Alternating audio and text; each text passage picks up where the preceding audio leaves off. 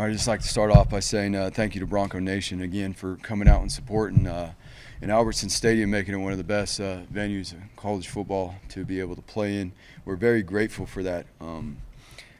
That is something special because of all the hard work that goes in each and every week, the dedication it takes by our staff, by our players, and everybody involved. And so we're very grateful for the venue and the energy and what Bronco Nation brings. So appreciate you guys.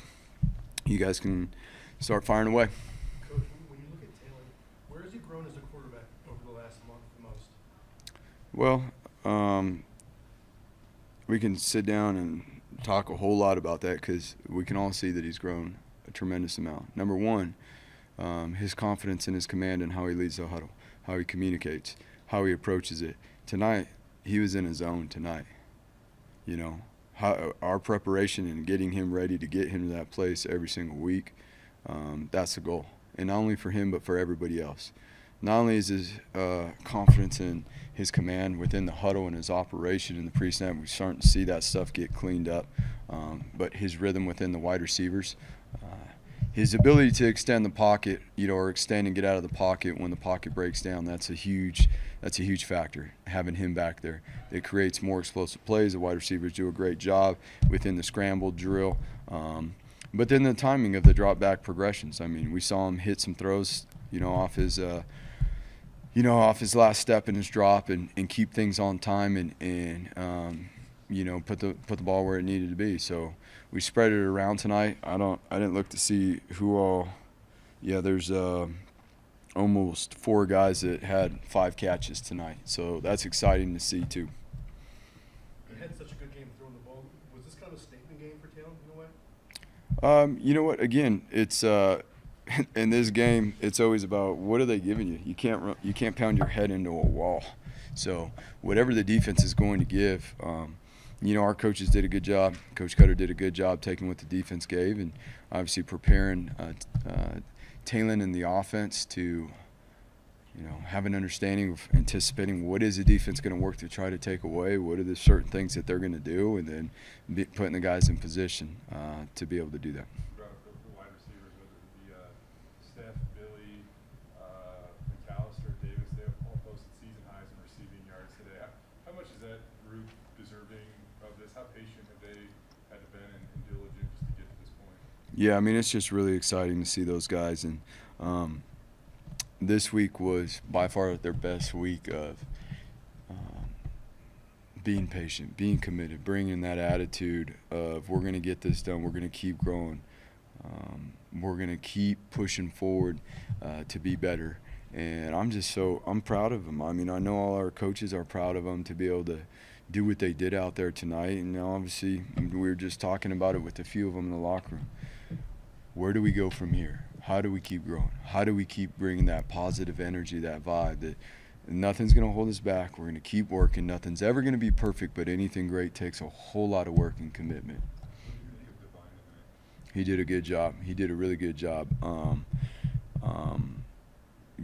Whether he was lined up over the guard or he was lined up over the center, there were some matchups there that once we saw early on in that game that we wanted to make sure that we kept them in those situations. Again, this is a game of personnel matchups and being diligent enough within to find the matchups that are going to be that our guys are going to be able to win consistently and then put them in position. I thought our coaches did a really good job.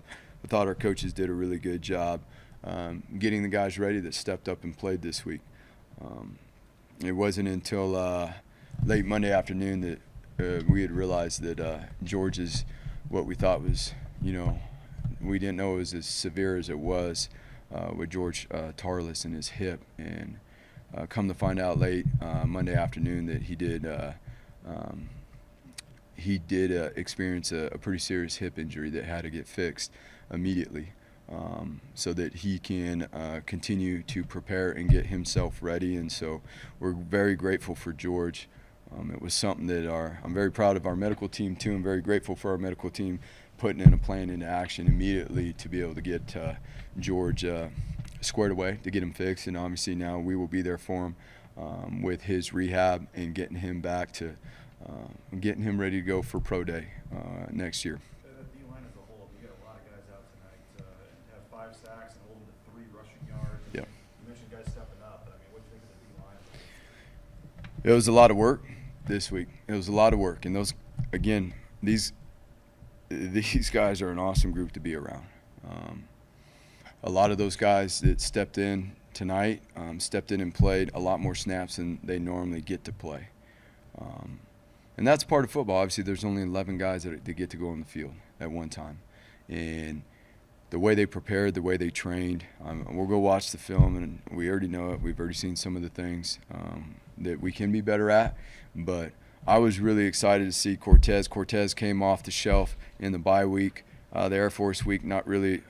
He got a lot of reps in practice and training, but not really a great position to put a guy in that hadn't played thus far this season, because we love him and want to see him get off to a great start like he did tonight. And it just so happened to work out that, with the unfortunate situation with George, that it was Cortez's night to be able to step up. And he did. He did a good job in his first college game. There's a lot that he's going to need to learn. There's going to be a lot that he needs to continue to work on going forward so that we can have continued success in our defensive front. It was awesome to see, Gabe Hunter jump in there, who has not got a ton of playing time but has been very diligent throughout the course of this season and last season, and has been a huge guy on special teams.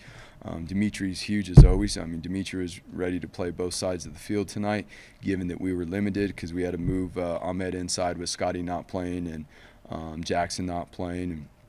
And just really proud of the coaches and how they got these guys ready. And it wasn't, I think if you watch the game, it was not a simplified package. We did not taper off on what we needed to do, because there were new guys that were going to be in there. And that's a really incredible that the coaches were able to get that stuff done. You mentioned how comfortable Taylor looked. Is that something that just kind of took 4 weeks to click and for his timing and everything to really come to fruition? Well, again, I mean, there's plenty that he's going to be able to learn from. Every week we come out of each week with something to be better at, okay? This past week, it was his decision making. The week before, it was his command in the huddle, his communication, and how we're going to lead and how we're going to take charge, how we're going to put confidence into our offense when we're on the field, when we're on the sideline, at practice, in the game. This week, it was about his decision making and being precise and taking that same command that he's taken in the huddle with his communication and making sure that we are using that same mentality in our decision making. And that starts with our preparation. If we have the same mentality in practice and we use those reps and our timing's right in practice, then we're going to be able to do the same thing in the game. What was your vantage point on that 10-yard touchdown where he juked a couple dudes and then ran? I couldn't see much of it, but boy, watching it on the replay board, that was special. That was special. And again, us getting Taylor prepared each and every week. Yeah, he was in the zone tonight. You can see it in his eyes. Now, that's not just going to happen next week. That's going to take a lot of preparation to get him, ready the next week with new objectives that the new team's going to present to us. I know we've asked you the last couple of weeks about red zone. I don't know if I've ever covered a game where you guys went 7 for 7 with 7 touchdowns. Whether it be that or you guys start, from start to finish, a 4-quarter effort. I mean, best performance of the year all around in your eyes, or? Yeah, I mean, without a doubt. And I will say this too. It's the guys are committed to doing things better at practice. From the standpoint of the consistency from when the time we get on the field to the time we get off the field. And even the periods when it's more lower tempo, being able to keep their focus, keep their energy right. And that's what's required to play your best 4 quarters. There's going to be this in a game. You're going to go sit on the bench while the other side of the ball is on the field. We got to know how to handle our mental, keep our focus, and be able to communicate and handle the in-game adjustments. I believe and I know that our players are doing a better job, our coaches are doing a better job, and we need to continue to do that at practice. Each and every day at practice, it's an opportunity where we're only out there for, a certain amount of time. We can't wait to fix things till we get back into the meeting room. just like we can't wait to fix things within a game. We've got to be able to see it as coaches. We've got to be able to communicate, and we've got to be able to adjust in game time. And that had a big deal to do with us being consistent. The coaches adjusted, and so did the players.